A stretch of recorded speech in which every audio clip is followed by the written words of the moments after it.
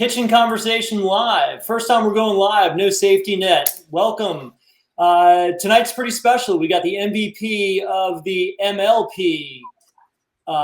We have the Dragon Slayer, Lee WhitVERYwell, Lee WhitVERYwell, as they say. Lee, welcome. Thanks for being on Kitchen Conversation. We're excited to talk to you. How you been? Not too bad. You guys are very brave having it on live, uncut, unedited with me on here. I commend you. We've done a few kitchen conversations so far to date, and we've done them all recorded where we could edit them out. And I had the idea today to go live. I think it lends to a bit more energy and spontaneity, and we'll see what happens.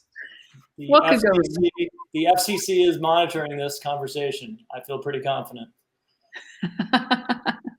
Okay. So Lee, tell us about originally, let's go way back. How did you end up here as the MVP of the MLP? You have an interesting story. You were born overseas, right? Born in Gibraltar, is that right? Correct. Yeah, born in Gibraltar. Came to the States to play tennis. I played tennis and volleyball in college, and then played on tour for a little bit, women's doubles. Ended up in San Diego for 15 years, heard about pickleball, ignored pickleball, moved to Oregon, and a friend of mine asked me to play in a tournament, and I said, sure. And then she said, hey, by the way, it's pickleball, not tennis. I'm like, well, hell no, I'm not playing pickleball. My granny could play it. Why would I play it? And we went back. What year was that? About 4 years ago, 4.5 years ago, maybe. Okay. And, we went back and forth for about 20, 30 minutes. And then she's like, look, I'll buy you a case of beer. I'm like, well, okay, I'm in. You should have led with that. And, I didn't know the rules. She wrote rental on the paddle that I borrowed, played in a tournament, and had a blast. And haven't looked back since. And I'm hard pressed to step foot on the tennis court now. Is that right? So what year was this again? Well, what are we, 21 right now? So 17? Okay. 2017, I think, maybe 16. All right. So I need about 4 years to be as good as you. That's promising. Yeah, Jared. 4 years. 4 years and a case of beer.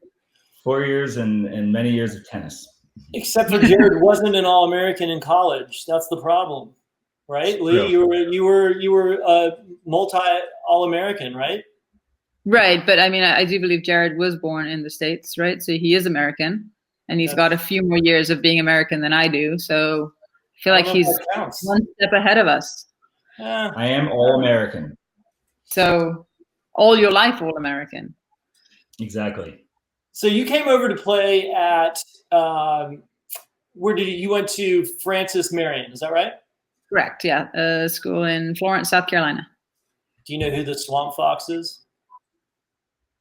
I know that was the building in school, and I should know my Civil War history, and it's to do with Civil War. I was Googling about Francis Marion. He was the Swamp Fox. He was nicknamed the Swamp Fox. That's right. That was his nickname. Not because he didn't shower. Not the what? Not because he didn't shower and he smelled a bit, or I think he was apparently he was a revolutionary of guerrilla warfare. So I guess he was kind of camping out in the swamps of South Carolina, and that's where he got the name. Okay. What? Tell me, what was Florence like coming from Gibraltar? I guess you grew up the whole time in Gibraltar. Correct. Yes. And so coming over to Florence, South Carolina, what was that like? Culture shock. I came over with a very British accent, and most people there had a very Southern accent, and I couldn't understand them. They couldn't understand me, but somehow we met in the middle and had fun. It was a wild ride. We're both from Atlanta, and growing up in Atlanta, I sometimes couldn't understand the Southern accent. Then I moved to New York and Florida, and so I think I lost it along the way, but I do miss a good Southern accent. So, how long are you in South Carolina for? 3.5 years. Okay. Nice. And then I did a few words. Like y'all. Exactly. Y'all come back now. How did you end up in San Diego? How does that happen? My last tournament that I was playing in tennis was at La Costa, at the tennis club out there, and was done kind of playing tennis and fell into a college coaching job at United States International University, which then became Alliant International University. So I did my master's there and kind of just stayed for 15 years. Nice. And you were playing on tour? Yes. And how did the tennis career go? Were you know, how successful were you? Were you able to make a living on it, or were you always teaching on the side? Made a decent living, but for the most part, just hated the travel, hated the lifestyle really, because it was before social media. It was before being cell phones and being connected to family. So I think that played a big factor in it, and got into coaching after that, and here we are. Have you seen King Richard? I have not. I've heard good things about it though. But That was good. I enjoyed it. Do you have any favorite tennis players? Yes, I suppose. I mean, Federer. Who doesn't love Federer? I think he's phenomenal on the court, and he's purely genius what he does on the court. But then you've got there's so many different styles and different players now. I think that the game has evolved so much, and I haven't followed tennis in a few years, so I'm hard pressed to keep up with a lot of the new names that are bursting on the scene. But Federer for me is probably my all-time favorite player. And so you're not playing tennis anymore? You're full-time pickle? Yeah. Have you seen the size of a tennis court?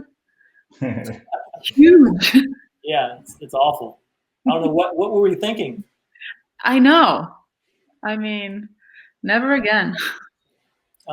It's funny because I read an article about you. I was trying to do some research, and a couple of years ago, there's an article where you were bridging the two sports and playing them both, and that was kind of the crux of the article. But I see that is no longer the case. No, it's for a while I did both, and then I quickly was like, what am I doing?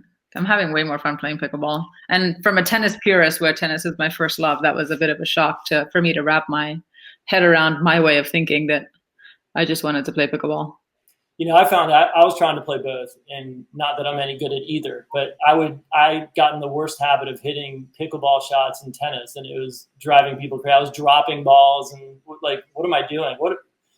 Hitting it. I remember Jason, when you first started playing pickleball, I would ask you, so tennis or pickleball? And for a while it was tennis. Pickleball's fun, it's a fun game, but tennis, it's like it's more competitive. And then slowly you made the shift. Lee, how long did it take for you to make that shift? For the most part, I used to play tennis first and then pickleball afterwards. And then one time I made the mistake of playing pickleball first and then tennis in the afternoon. And you can't swing a tennis racket the way you swing a pickleball paddle.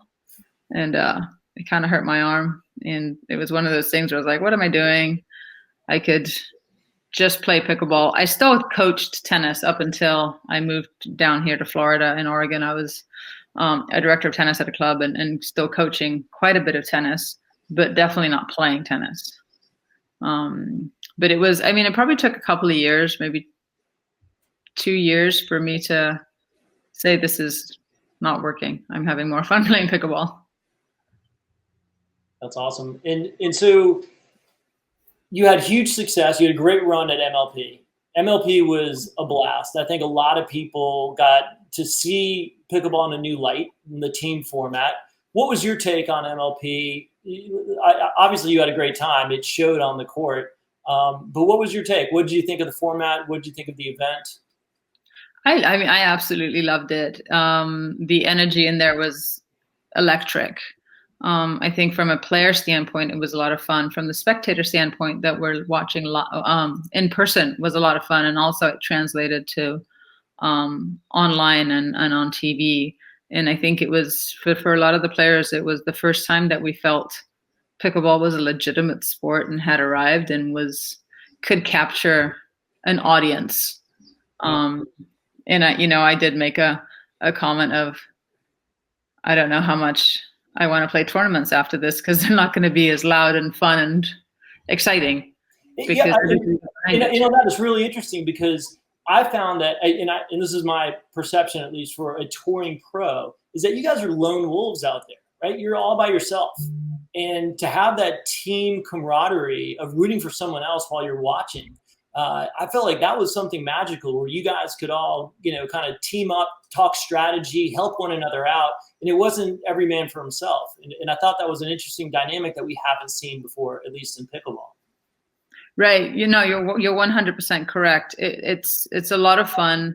And it was, you've got 3 other people rooting for you. And, no matter how tired you are or how you're feeling about your game, it's like you got 3 people there. You're like, I'm not letting my team down. I'm going to dig deep and do whatever we have to do to get through this and hopefully bring home a W. But when you hit a good shot and to see your teammates rooting for you and being just as exuberant or even louder than you on the court, it definitely is very uplifting. And it's, for me anyway, it just made it a different mindset. You're not, it was all of a sudden you're not out there by yourself. You're not out there with just your doubles partner. You have other people there rooting for you and a vested interest in your success. And you just want to try a little bit harder and do it more for me anyway. It was more, I've got to do this for my team more than I'm doing it for myself. Do you think one aspect of MLP that I really loved was the singles tiebreaker, and I think you played phenomenally the entire season or weekend. But when I was actually at home doing some work and I was watching on TV, and I think you first played Dekel. Is that right? Yes. And is that when you swept him, or did you take 3 out of 4 the first time around? I think it was 2. The first 4 points we went 2 and 2, and then I swept the last 4. Yeah, and it was. I mean, I was loving the production. I was loving the format. But then when I saw that, it something about those moments, and then I cut all the highlight videos of you taking down the men. It really captivated me in a way that I had not been captivated watching pickleball. And kudos to you. It was so fun to watch, in your reaction, and a couple of points you were surprised by the outcome, it seemed like, and just your I don't know, it was just a really beautiful moment for the weekend, watching when you were shining in singles. I mean, look, let's face it. We knew the lineup, and I said to the team, I'm like, throw me in against the number 1 guy. I'll be the sacrificial lamb, because Kyle, Annalie, and AJ all had singles experience. Me, not so much. So I thought, if I can get 1 point and we're down 3-1, it's better than being down 0-4. And I felt bad for Dekel, because on paper he's supposed to wipe the floor with me because he's so tall, so powerful. And the girl versus the guy in the singles lineup, the girl has nothing to lose. The guy has everything to lose. So I felt bad in that regard, but not so bad that I wasn't going to rack up some points. And do you feel more bad for Dekel or for Jay, who you also kind of wiped the floor with? I feel more bad for more bad. Is that English? I feel worse for Dekel, only because his name got turned into a verb, and somebody went up to Jay afterwards and said, "I can't believe Lee, you just got deckled by Lee." So it is a word now. you got deckled. I thought it was lowering the bar. I thought that's what it was. Either one works. Yeah, exactly. But I mean, both of those matches were phenomenal, and yeah, I mean, I managed to string a few shots together that managed, that passed these 6'8" giants across the net from me. But it helped that my team went nuts every time I did that. So then it made me want to do it again. And there was a moment where I don't know if you remember, where some of your nicknames started being created in real time. I made up some of the ones that I've included in the copy in our YouTube videos and on Facebook. But and then there was a wave. And Jason, I know you have a nickname that Jason has said to me many times since the tournament, and actually our special guest, him and Jason like to go back and forth on it. Maybe this is a good time to to bring him in? Oh, what's up? McNasty, So it's not working in the shadows. Look at him. It's not Dekel and it's not Jay, but It's we got Whit McNasty well. WhitVERYwell. And his audio isn't great either. Go figure. Can you hear me or no? Yeah, so you guys for a romantic walk down the sidewalk or something? I'm in my car because I was told to get on here at a certain time, and then it took longer and I wasn't home yet, and here I am. I have some good questions for you. You're a solid 8. You're a solid 8 out of 10 on the serial killer scale right now. Exactly. Any questions for Lee? Can I ask some questions of Lee? So I have some serious questions first, I guess. So you grew up obviously loving tennis. Who were some of your favorite players growing up? I know you mentioned Fed now. So who did you model your tennis game after, and who were your favorite players in that world? Probably Navratilova from the serve and volley chip and charge, Stefan Edberg.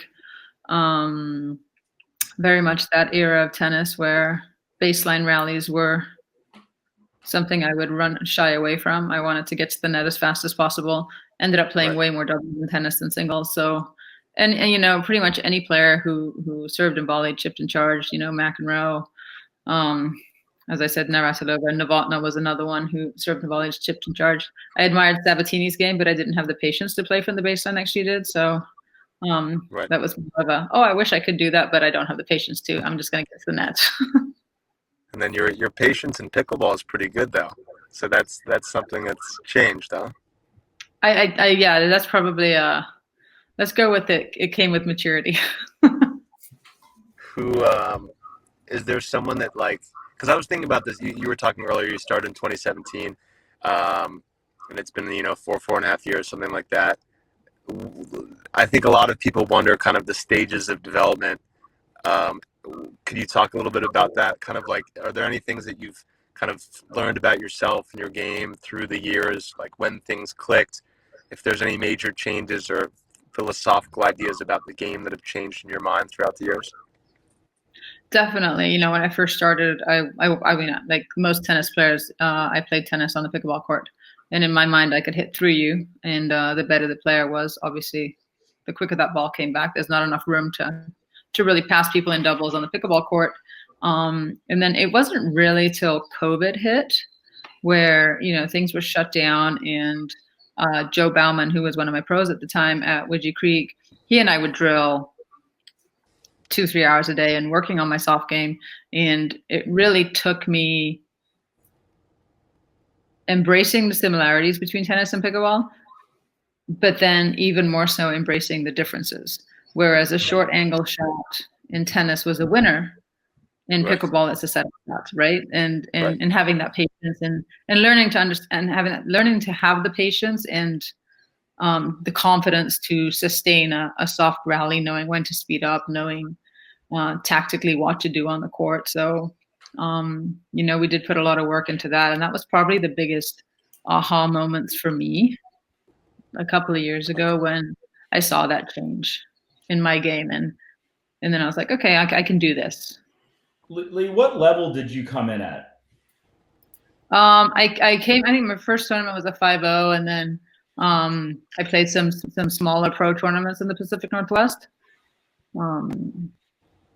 And after I got done playing tennis on the pickleball court, watched Wes Gabrielson quite a bit play and was very in awe of his angles, his soft game, and trying to figure out how can I implement that in my game. And, it really took a shutdown for me to knuckle down and do some homework and really be okay grinding it out. Absolutely. McNasty, what else you got? It's kind of interesting because you're one of what? Yeah, no, go ahead. Oh, sorry. You're obviously one of the not older players, but of the pros getting to that older side of things. But it looks like you're still adding so much to your game. are you looking towards some of the younger players in terms of like inspiration, trying new shots? And if so, kind of who are you trying to model your game after? And what's the one part of your game you're looking to change in 2022 or add to? I'm kind of jealous, if you will, of like somebody like Lee, who's got ridiculous hand speed, and can get into those hands battles. I'm more tactical, and when I choose to speed it up, and I want to get into a hands battle on my turf, but Right. it's because I am knocking on the senior door. My philosophy on the pickleball court now is like, if you want to speed it up, that's great, but I'm not going to let you. And I kind of want to wear you down and irritate you to the point that you start to go for too much, by resetting the ball and just trying to reset it better and better and better to get under your skin. And if the opportunity strikes, be able to speed up and do something on counter. But as much as I'd like to think that I want to be a really aggressive pickleball player in doubles, I know that's not my role. I'm more of a baiter player where I will set you up, clean up your mess, keep you in the point, and do whatever I can to get you to put the ball away. So I'm more of a builder in that role, and it's surprisingly more comfortable with each passing month and playing that role. Right. So was there your success at MLP? Did it surprise you? I guess you were the 15th pick on the women's side, right? Mm-hmm. Did that surprise you? And then your success to come out and be the most consistent player during MLP season 1, did that surprise you? Or was this something where you were like, I got this, I'm coming in? Oh God, no. I didn't expect to get drafted. I threw my name in the hat because why not? It sounded like a fun event. And then I got drafted, and then our team started getting trashed online because, we were publicly given a D- rating, and they called Kyle and I the bust picks of the draft. And, when we all got together, we had one goal, we were going to come together. We were going to fight hard. We were going to engage the fans, and we were going to put on a show. That was our goal. And with different lineups, we saw who was playing who. We tried to figure out, what are the best lineups. I had the pleasure of playing with Lee, who's fearless. And I think for two people who never played together, we clicked, and our games complemented each other quite well. And we were able to do what we needed to do. AJ and I had played some together, so we were quite familiar with each other. But we had no idea how it was going to go, honestly. I don't know who gave you obviously. I don't know who gave with you each passing day, it was. Sorry, I keep cutting you off. Sorry about that. Yeah, they did. No, you're fine. I was just gonna say I don't know who gave you a D- for the draft, but you guys were one of my favorites, and probably because I really love all the players on the team, and I think there's you guys are some of the best players out there, so that was a miss, I would say. What other questions, Matt? Anything else before we remove you in your horrible audio? No, I mean, I first of all, do you prefer mixed doubles over women's doubles? Because the question was, huh? I was kidding. I was just going to translate your question given the audio. Oh, can you hear it or no? A little bit. Lee, are you still there? Have you frozen up? I think she froze, unless she has like a very good poker face. Yeah. And hence the pitfalls with live streaming. There you are. Lee's Can you hear us, Lee?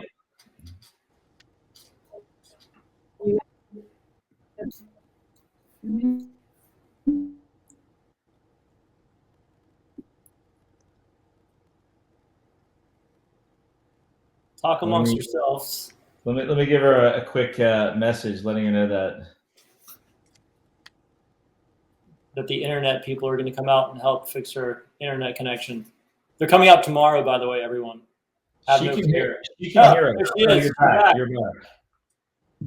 Lee, you're back. Can you hear us? Can you hear me? Yes. I'm back. We can. All right. I felt like we were in a seance. You were summoning me for a minute. I had a question about like your preference to mixed doubles versus women's doubles, because I've played you, once before in mixed doubles. I've seen you play mixed.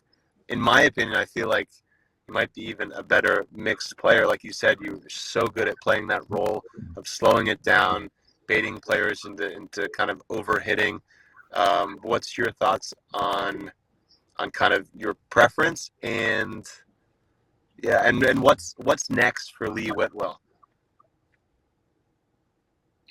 I do definitely enjoy playing mixed more, and I think it's because the guys can take over, and I'm quite comfortable playing that role of setting things up and like you said, baiting people into doing things they don't really want to do.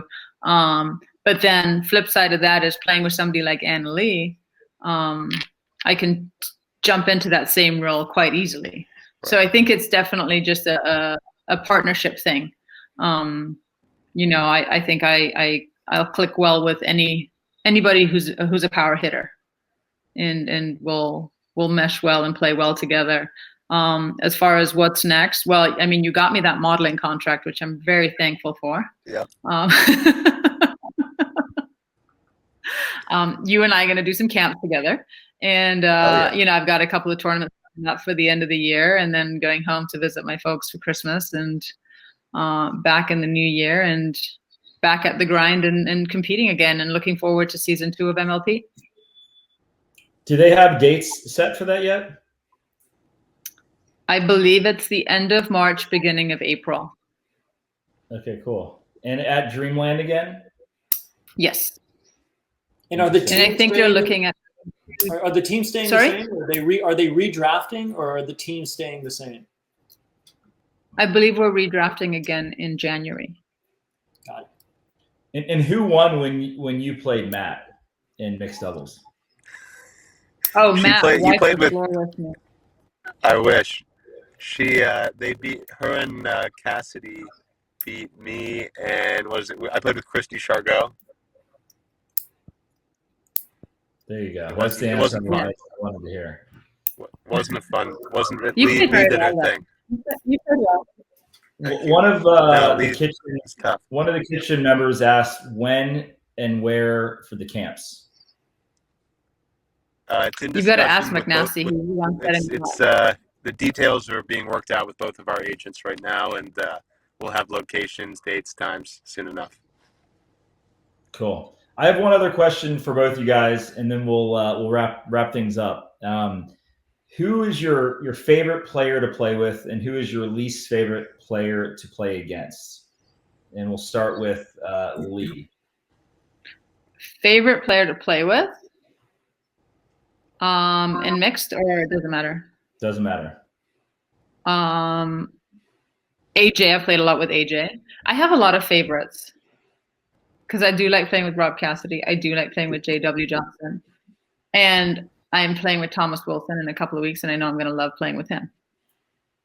Nice. So all my guys that I play with are my favorites. And how about your least favorite player to play against? Or I guess that would be the player you don't want to face. Oh, that's a good question. I don't know the answer to that. Probably you, Jared. Me? I am pretty sick out there. And we do have a series where we'll be challenging top pros to a lunch game. So you might get that opportunity soon, if you would accept. I look forward to it. I will mentally train hard. Excellent. And how about you, McNasty? I haven't played. First of all, I haven't played enough. But see, I played with AJ twice in PPA events. Loved playing with him. That was a lot of fun. I can't stand playing against Dekel because of the Ernies. Like, that just bothers me so much. They can almost Ernie like any freaking ball that comes close to the line. So you really have to switch kind of your strategy and go, and go way more towards the middle, and it shrinks the court. So probably him in terms of because he just takes up so much court. All right. What about Chet Subaru? I don't want to play against Chet Subaru. Chet's brutal. It's pretty good. Pretty solid. Chet's brutal. And the real final question is, of all the nicknames you've heard, Lee, which is your favorite? I think it's all the iterations that McNasty came up with on that final day, because they keep going on. So those are sticking. Damn straight. You know, you guys called me the Dragon Slayer, and at Next Gen, all the kids were like, "Oh, it's the Dragon Slayer." I'm like, "Where?" And I was like, "Oh, hang on, you're talking about me." But anytime I did something, it was WhitVERYwell or Whit exceptionally well. So I've got to credit that to McNasty, and that keeps sticking and is a constant theme now. Love it. So it was fun. It was fun to cheer you on. You're a fun one to root for. That's for sure. Oh, and you and Rob Cassidy just made it that much more spectacular and exciting and special. So thank you. Of course. Good stuff. All right, guys. Well, thank you so much for hopping in, for Lee for joining us, and for McNasty for joining us from his car. Sorry to have you park on the side of, where are you? Like I'm in Compton. No, I'm in I'm in the Palisades. It's all good. That's all. You're fine. You're fine. All right, guys. Well, thank you so much. Really appreciate the time. Thanks for joining, and we wish you well, and can't wait to watch you when you're back from the UK. Look forward to it. Thank you so much. All right. Thanks, Take care, guys. Take care. Bye-bye. Bye.